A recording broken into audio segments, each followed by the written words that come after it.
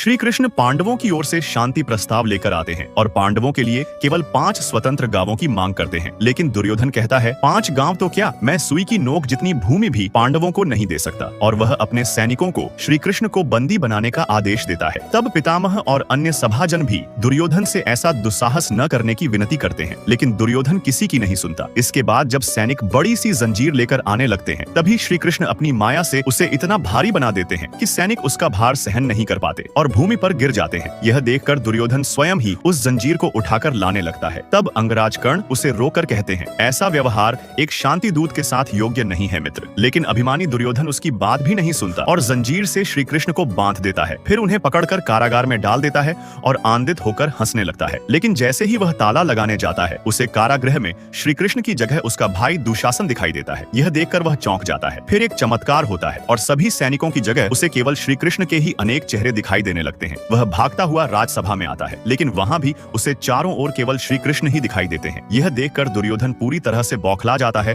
और भूमि पर गिर पड़ता है। उसी क्षण भगवान श्री कृष्ण अपने विराट रूप में प्रकट होते हैं। उनका यह प्रचंड रूप देखकर दुर्योधन दहल उठता है। तभी श्री कृष्ण उसकी जंघा पर वार करते हैं, जिससे दुर्योधन चीखने लगता है। यह देख धृतराष्ट्र उसे पुकारने लगते हैं। तब श्री कृष्ण उन्हें दृष्टि देते हैं। जैसे ही धृतराष्ट्र अपनी आंखें खोलते हैं, भगवान श्री कृष्ण का तेजस्वी रूप देखते हैं, लेकिन उनके प्रचंड तेज को वह अधिक देर तक देख नहीं पाते।